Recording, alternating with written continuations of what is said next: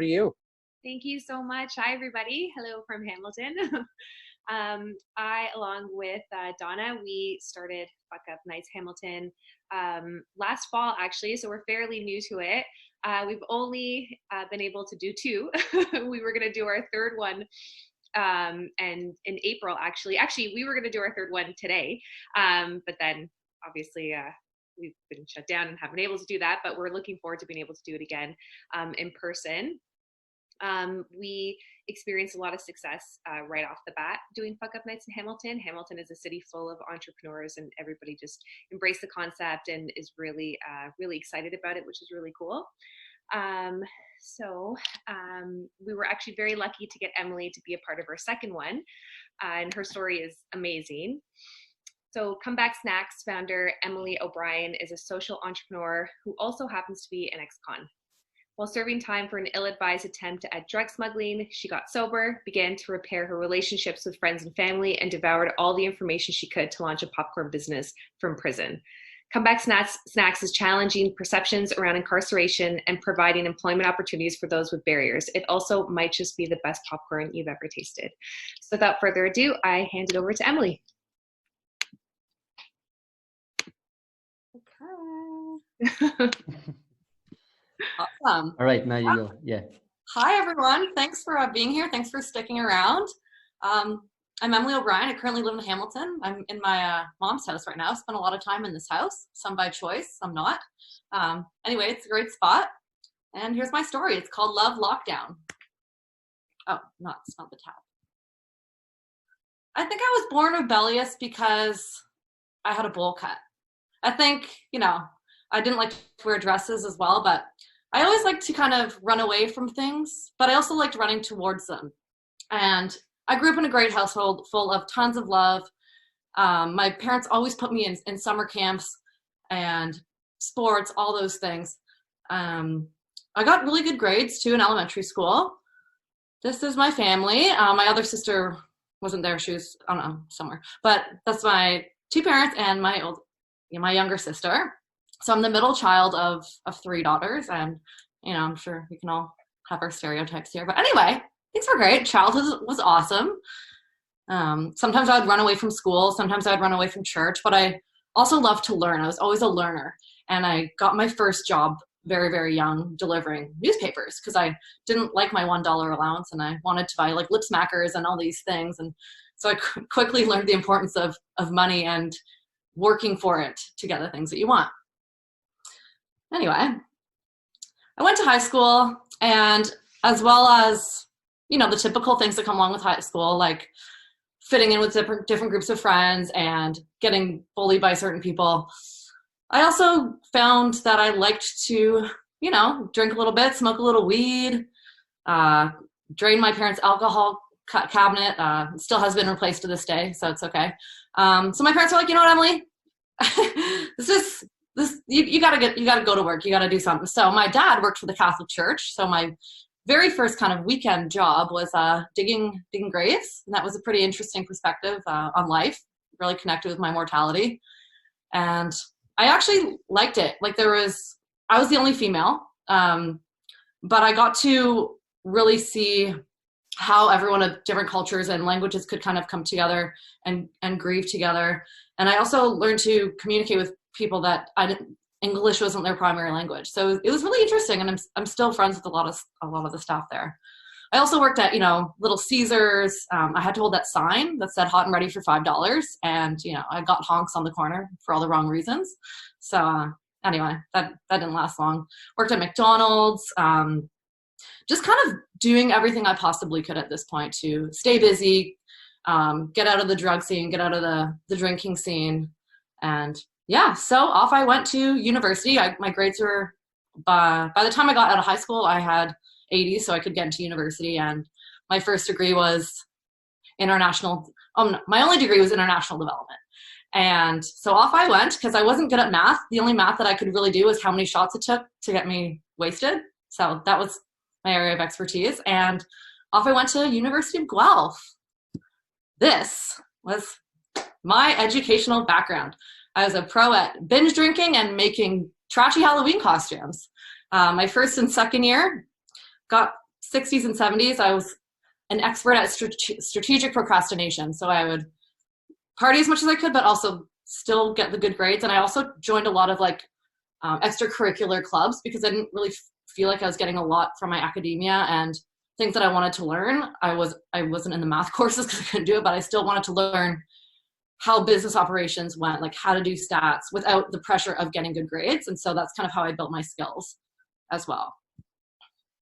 I also got the travel bug in university. So instead of getting clothes and stuff for Christmas, I would always just ask for plane tickets because I really love to travel and I just love to escape. And I felt experiencing other people's energy and seeing their happiness with so much less really instilled in me the values that I wanted to bring back to Canada and kind of live for the rest of my life.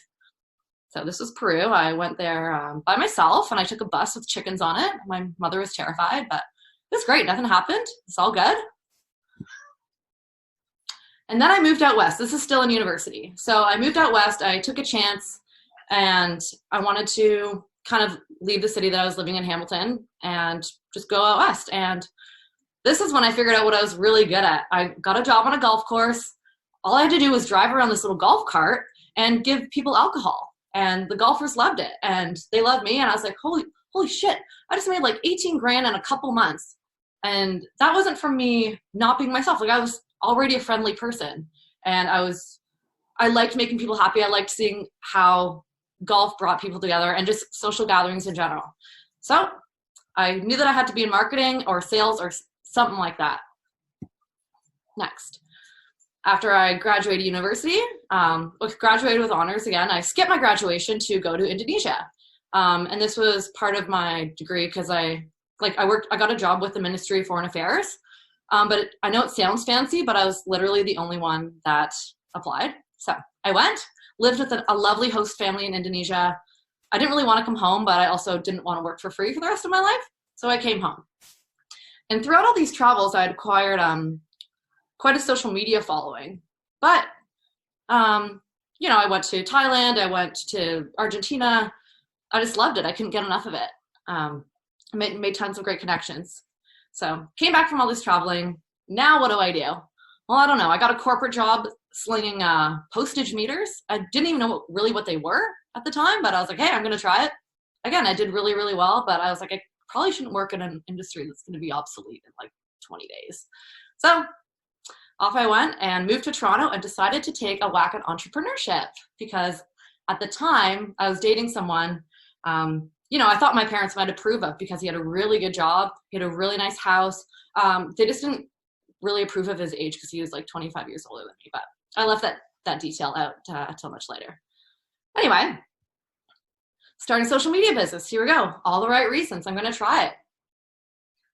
And with my mentorship and my knack for networking and socializing and actually loving to see people love the work that I did well. I got to work with hockey players. I got to work with Tim Hortons, golf tournaments, all this really fun stuff, like artists, people that were on TV. It was great. But at the same time, then I had a side hustle. It was called Nightcap. And I would buy a shit ton of alcohol at the LCBO and then flip it for double the price at night in the middle of the night. And people loved it because they could just call me and get alcohol. And probably was slightly illegal, but there was high demand and I needed to pay my rent in Toronto. So that didn't last too long because my partying started to get really out of control at this point. I realized that I was also dating for the wrong reasons. I didn't want to date someone just because he passed all those tests. I actually wanted to date someone who I knew that I could be with, that I didn't care like what job he had job is good. You want to date someone that has a job, but I realized I wasn't dating exactly for the right reasons, and this started to take a toll on me. For some reason, I didn't break up with him for quite a time after that. So any trip that I went, I would go to literally drinking whiskey at the airport and got out of hand. So when I came back from these trips with my boyfriend, I would just get even more wasted because he wasn't a drinker, and this escalated very, very quickly. And I don't know why I stayed in it. It was for so long, but I guess I liked the exoticness of it. Like I loved feeling so special, but I knew it wasn't going to last long term. So Oh, and then my lovely family split up, and I was embarrassed to admit how sad I was because I was told, you're 26, like why are you sad? Like there's so many divorces, like, and that's kind of how I felt. I also felt like if I shared how sad I was, people would think that I was weak. And so my alcohol use became regular, so did my cocaine use. And my family was so great. So, I think that means they did a really good job. Like if we didn't give a fuck, we'd be like, hey, bye, see you later. But they did an awesome job, and it was tough, I'm not gonna lie. Then I meet Mr. Wonderful. He's closer to my age. He doesn't want me drinking. He doesn't really want me partying. He doesn't think it's good for me. And we date for about six months. And, one of these days he knows how things are going in my personal life. And he's like, you know what? Let's just go on a little trip. I want to like take you away. And I'm like, okay, cool. Like I've traveled by myself before. I've traveled with partners before, and nothing's really gone wrong. And he's like, okay, there's just one little thing I gotta ask. I gotta like bring drugs back. But you don't have to do anything. Don't worry about it. And I'm like, okay, yeah, right. Get out of my apartment, idiot. And then he was like, you know what? That was such a stupid question. Like, hold on, I need to get my cat out of the room.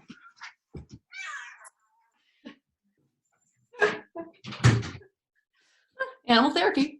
Anyway, he's like, okay, sorry, I shouldn't have asked you to just casually smuggle drugs. Forget I ever said anything. Let's go on this trip. And I was at the bar. I was 10 drinks deep. It's like, that trip sounds pretty good right about now. I'd known him for long enough, and I said yes. And he's like, okay, send me your passport. And I was like, oh, ooh, we're going right now. Ooh, okay. Didn't even think it was a big deal. And so we left literally the next day. Again, I didn't think this was weird at all. Not weird. He would never like hurt you. He was so nice up to that whole point. He would, never in a million years. And off we go. 2 days later, St. Lucia, here we are. Great time. I thought we were going to Puerto Rico. Oh no, honey. It was just the alcohol you were drinking. So I saw I knew he told me we were going to Puerto Rico, but then we end up in a place called St. Lucia, and his demeanor starts to change. And everything's fine until the third day. And he's like, okay, don't go to the pool today, but our friends are coming to pick us up at 3:00. And I'm like, well, what do you mean? And he's like, did you really think this is all fun and games? And I was like, yeah, I did. And we all wish we can see these things coming. We can watch the TV shows and everything like that, but sometimes your emotions take over, and you really believe the best in people, and we do not think straight when we are in these like high emotional states. And it doesn't matter how much you think you know, or how smart you are, or where you think you went to school. None of those things mattered. And this was me finding out that I was actually going to be bringing drugs back with him, that were going to be strapped to my body, and I didn't want to do it. I told him, listen, pal, I failed acting school. And this is true. Like I was an extra in I think I was in 2 plays, but I was an extra, and I didn't even get to say a word. I got to like point at this guy. That was my role. It's like, this is not going to go well. He's like, you know what? I'm in such a bad place right now. I already told him you were doing it. Okay. I don't know. I guess. Okay. Whatever. I just wanted to go home. The safest option at that point was me just going the fuck home. So here we go. Oh, no, you're not going to go home yet. Well, you're going to go home, but you're going to get arrested, put in jail for the weekend, and your parents are going to have to come get you out. Okay, cool. Where's the graffiti I can scrub off the wall? Oh, no, honey. It's not going like that. And this is when I find out that I'm going to be on house arrest, living with my mom for 2.5 years, which I spend a lot of time in denial. I'm just going to do a time check so I don't go over. Okay. Yeah, I spent a lot of time living in denial. I was like, holy shit, I've got good grades. I got a degree. I thought I was a good person. And, now the justice system is basically telling me, no, you're such a piece of shit that you're going to stay at your mom's house. And I spent a lot of time being angry, also at my partner for tricking me and not wanting to take accountability for what I did. Everything's fine. Cognitive dissonance. I ran my social media business as if nothing happened. Mind you, I didn't really like it when my friends got in the car because I was like, I hope I don't get pulled over right now because it's going to be super embarrassing. My lawyer was like, Emily, if you fuck this up, you're not going to get out of jail. Like, we know that you're good. We know that you have potential, and we know that you are better than this. So until this court case is solved, just don't fuck around. And that was then that I decided I was going to be ready for battle.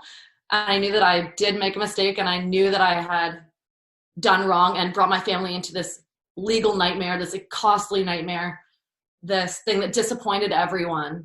And it was really embarrassing. And I did keep drinking throughout that whole time until I decided that prison was going to be my time to get sober. And I knew that if there was time to conquer anything, it was this. And I liked challenges, and my like for challenges got me into trouble a lot of the time. My like for risk kind of got me into trouble, but I knew that I could take this challenge and create something proactive out of it. So I quietly surrendered. I was ready to go. I was like, okay, everything's gonna be fine. I did my research. I figured out where I was going. It's like I was just going to another country. That's just like it was, I'm just going to another country with its own borders, language, everything like that. Everything will be okay. And I just told my parents I was going to camp. This was my inmate card. I was now officially an inmate 410917F. And I surrendered on January 16th, 2018, my mom's birthday. Happy birthday, Mom. Gave her the gift of sobriety. So, I think that's a pretty good gift after all those years of hell. And that's when it occurred to me that I wanted to make something more of this experience than just me. I saw so many people in there that were like, you know what? I wish I can see my family again. I wish people didn't think I was a horrible person. I wish that, I could get a job or at least feel confident in myself again.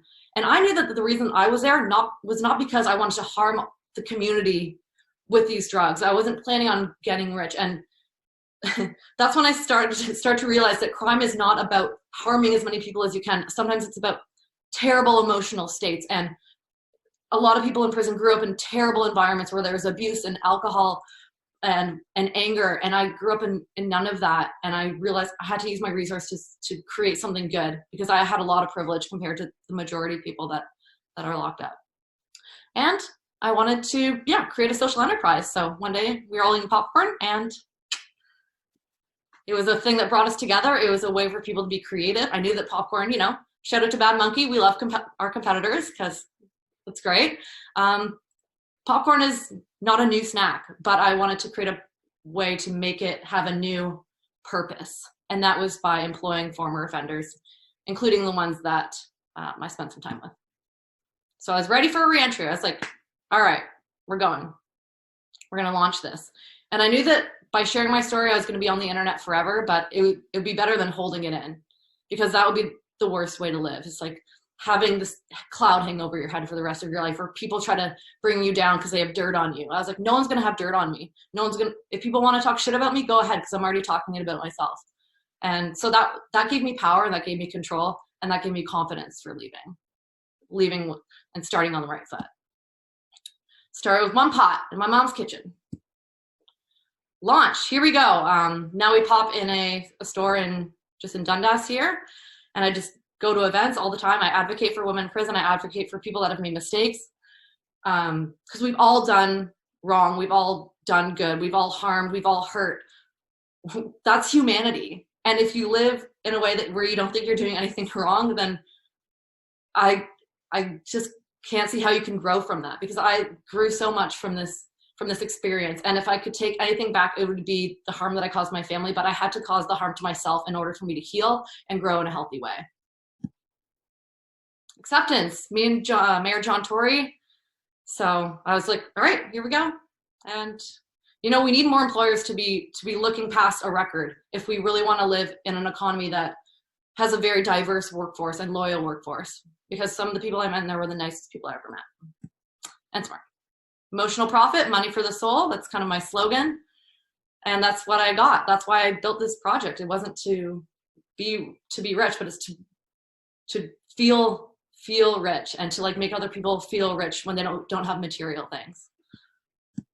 And I might not own a property, but at least I can own this, and that is the most valuable asset of all. I'm Emily O'Brien, and reach out if you want to message me. I'm very friendly. And yeah, thank you for listening. Thanks for sticking around. I know it's the last one, so appreciate it. Amazing. Thanks, Emily. Thanks so much. No problem. Did I go? I hope my time was good. 8:30. Yeah, it was okay, right? It was like 12 minutes? Yeah. Perfect. So I'm just looking over. You have a ton of comments coming in, all positive. Just looking for some questions here. Yeah, and I can. Yeah, please, if you want, I'll give you like my number or whatever. I know like sometimes it's scary to talk about personal things in a forum, and because we've all like done stuff, or we've all seen addiction, and we've all seen people in pain, and it's hard to deal with. And you know, I've experienced it firsthand. So we have a question. So what's next for Comeback Snacks? Comeback Snacks. Well, we are focusing on our retail launch. So right now we're at a craft level. So we're making it at a place like in Dundas here, but in order to expand it to mass, like bigger grocery, you have to have a co-packer. So we just found our co-packer not too long ago. We have a US co-packer lined up as well, who's going to support the brand. And so now it's just getting all the graphics and stuff lined up. We've got the capital now. I did go on, I went on Dragon's Den, but then they didn't air the episode. Content, probably because it's prison related, but like, that's okay. That's entrepreneurship, baby. Can't handle it. Can't take the heat. Like, you know, it's all good. It's a great experience. Yeah, so we've got enough capital from being in business for the last year to do the first run. So we can like, because right now we do deliveries and small stores, but the shelf life is about a month and a half. And for grocery, they want it to be at least like 6 months. So cool. That's what we've been doing. And I'm writing my memoir. Yes. Not just another drug mule story, I'll tell you that. We have another question. How did Vice writer hear about your story? A Vice writer heard about my story because Vice also did a piece on strip searches in women's prisons. And so the person that had the connection to Vice connected me to that same person. So yeah, it's all talking to people who write about the same thing that they care about. That kind of gets you connected. Yeah. Okay. And then we have one more. So love the equation at the end. Can you say more about how that equation has come to life for you? Emotional profit? I think that's the one. Yeah. Money for the soul? Yeah. Sure. So when I was in prison, you don't really have access to finances. You have access to what's around you, and you have to build things without money, and you're like without the intent of getting money for them. And when I was building Comeback Snacks, and I got to see how excited people were to like feel included in something, and that actually made me feel good about the work that I was doing, and that I knew that I was on the right track. And then when I do like a talk or something or an event, and people are like, your story really helped my son, or your story really helped me as a parent, or your story really helped me understand forgiveness and why people do the things that they do. That just creates a more positive society overall. And so that to me is emotional profit. That's what keeps you going. So awesome. Yeah. Thank you so much. Yeah.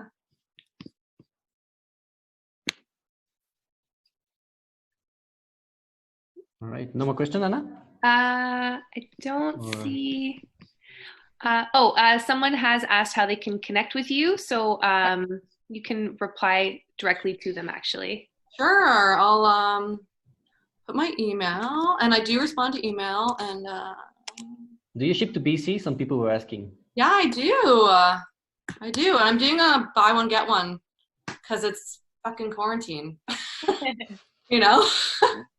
Amazing. I guess that'll make those people happy. Yeah, they were asking. Yeah, and that's like why the brand was built, right? It was Comeback Snacks was like built on the foundations of bringing people that were going through a tough situation together, using their own creativity, using their own resiliency, and having a positive outlook on the future. That's where Comeback Snacks started. And so that's when people are like, oh, are you still in operation? I'm like, hell motherfucking yeah, I am. Like, we gotta spread this message, right? It's not just Comeback Snacks, it's like the world's comeback now, and people get it. So yeah, it's awesome. And lots of people as well in the chat giving you high five to social entrepreneurship in general. And yeah, the fact that you did not just come back with a business, but actually with a business with a social purpose and so much more. Yeah. So thank you so much, Emily. Thank you. Yeah. Yeah, Emily, Jill, Kali, Isaac, thank you so much. We, like Natalie said at the beginning, we had last year more than 2,000 stories, all amazing stories.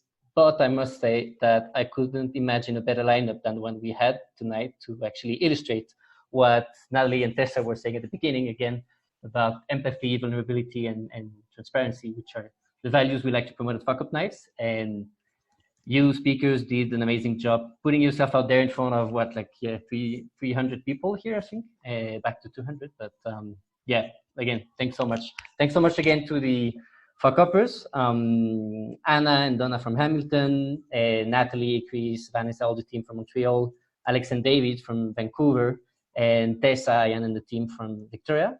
I'm going to give you guys, actually, Canadians, the last word. But just before that, I want to give the mic to Pepe, who is from Fuckup Nights HQ as well in Mexico City, who shared my fuck up. Actually, for those of you who were there at the beginning, my light went off, so everything went off. He had the same, so it wasn't from my house, it was from the neighborhood we live in. So Pepe, if you are here and you hear me, the floor is yours. Thank you very much, Alexis. So I was reading the shout outs to social enterprises on the chat, which is amazing. I love that. And I wanted to tell you that at Fuckup, we decided to become a social enterprise as well, and tell you a little bit about how we are doing it, which is pretty much with two key concepts. One is Trojan, as in Trojan horse, not the condoms. And the second is Robin Hood. So remember those two. How does it work? Next slide. What happens is that corporations, companies, foundations started reaching out to us for culture change, resilience, innovation. You know, my executives are backstabbing each other, so we need to change the culture of a company, etc. Can we go to the next slide, Alexis? And then, so we said, okay, yes, let's try to have Fuckup Nights inside your organization for the same thing of vulnerability, authenticity, and empathy. And so what we do is that we empower the internal troublemakers, let's say, to build change from the inside. And that's obviously why we call it building a Trojan horse, to support them building internal communities. And we go to the next slide, please. It's worked super impressively well. So now they keep asking for us to do it digitally or to do workshops or to do programs. And with this, we pretty much take the money of the biggest institutions in the world and use it to obviously affect change in their organizations, but also to fund all the operations for this global movement and to keep bringing Fuckup Nights to the world. Next slide. We have worked with more than 300 organizations, which is kind of crazy. I remember I'm one of the 5 drunk people who started Fuckup Nights, and I remember going to Harvard to teach MBAs how to do business more decently. So we do that now. It's kind of crazy. And so, yeah, that's the Robin Hood. We help them change their mindsets and culture, and then we use their money to impact through the movement and knowledge. So if you're interested, reach out to us. Thank you very much. Thank you, Pepe. Gracias, Pepe. So, yeah, Canadian speakers and attendees, I think if you want to stay a little bit in this chat, have some last words, some last questions, I'll share some beers, we can stay there a bit longer. And thanks again so much from all the team. Thank you. Thanks, everybody. Well done, gang. Were you gonna show the doodles? Tickles. Oh, right. Thanks for reminding. Yes. Yeah. Yes. Actually, Chris was probably reminding me and I didn't see. Chris, are you here with us?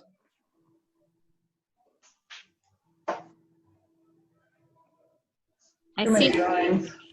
I think. Oh, yeah, here. We can't hear you. Let me see. Chris, you're muted. Oh, sorry about that. I might be back here now. Can you hear me? Yeah, Yes. yeah. Okay, I just need to share my screen to get them. Exactly. So did it load? Did Okay, everything load? yeah. Here we go. Yeah, so they did load. Here's page 1 of, can you see that? What the coronavirus has made you more grateful for?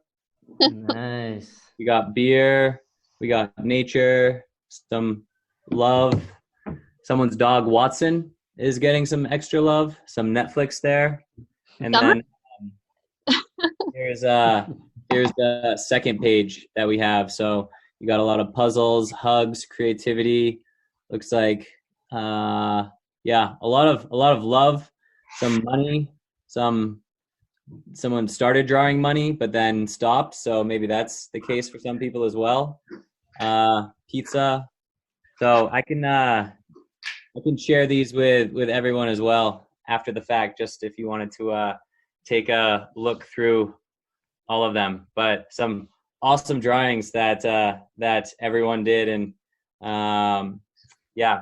very cool. Lots of love and support for the healthcare workers. It looks like those frontline workers were all grateful for sure. Finally having the time is a good one. Yeah. And yoga. I feel like a lot of people are doing yoga these days. A lot of cats. Please tell me that those people use the computer to make such detailed drawings. Like on my computer, on my phone, I was just like, yeah. Oh, look at the flower there. That's really good. Yeah.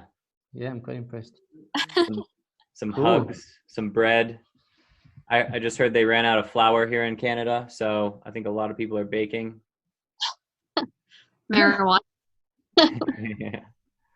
Yeah. So I think we got over 250 drawings from everyone in total. Oh, So, right on. Thank you, everyone. very Thank you so much, exciting. Chris. So is there a way to export this and? Yeah, I can share it with the whole team. Nice, awesome. Great. Do any of the 121 participants left have any more questions? You can switch over to the chat box now. Pickles rocks, go Chris. Yeah, way to go, Chris. Thank you. Thanks, Isaac. Thanks, Tessa from Victoria, for fuck up. Thank you. You're welcome. And hi, we have David from Vancouver who joined us. Hey, David. Oh. Cheers. There we go. I had to unmute you. Hey guys, that was fantastic. Good job. Yeah, everyone did a great job. Your stories are inspirational, and I don't know when the next Canadian edition is going to be. Someone was asking that. It will likely involve new Canadian cities because there are definitely more chapters. But Alexi, what are some of the other virtual editions that are coming up in other countries? Thank you. Yeah, exactly. I was about to say that if you don't want to wait, if you can't wait for the next Canadian edition, we do have editions all over the world. We have, if I'm not mistaken, tomorrow we have, no, Colombia was yesterday, but next week we should have Mexico. Pretty soon we'll have in Bogota, Bolivia, Peru, Ecuador, Brazil. So that's for your guys' time zones. The other ones who are probably sleeping at the moment, I guess, and not watching this, perhaps they watch tomorrow, know that we have also events in Beirut, I think, pretty soon, in Austria, Switzerland as well, in Spain in 2 weeks. We have a lot coming all over the world, regardless of the time zone you're in.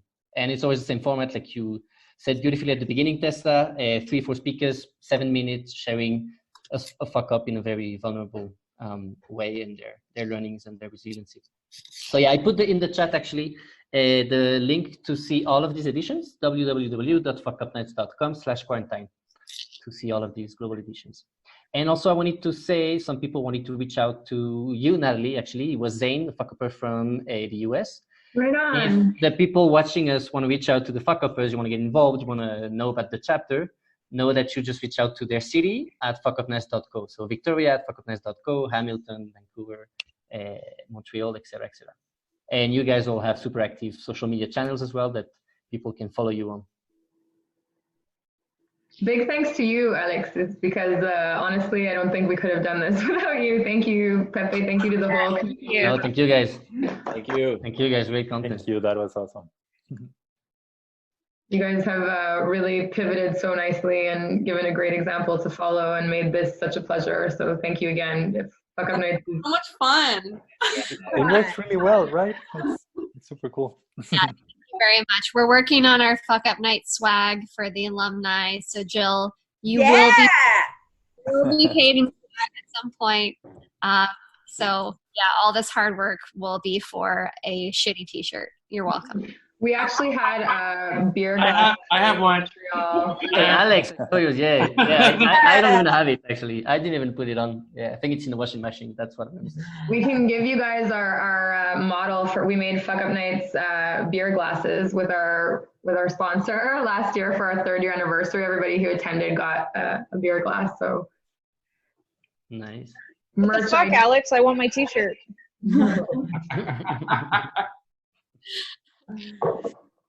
All right. Well, I'm going to sign off now, guys. But thank you so much. Thanks so much, Tessa. Emily, are you still here? I'm here. Hey, I'm gonna send you an email. We should definitely hop on a call because it sounds like you're where I was like 3 years ago.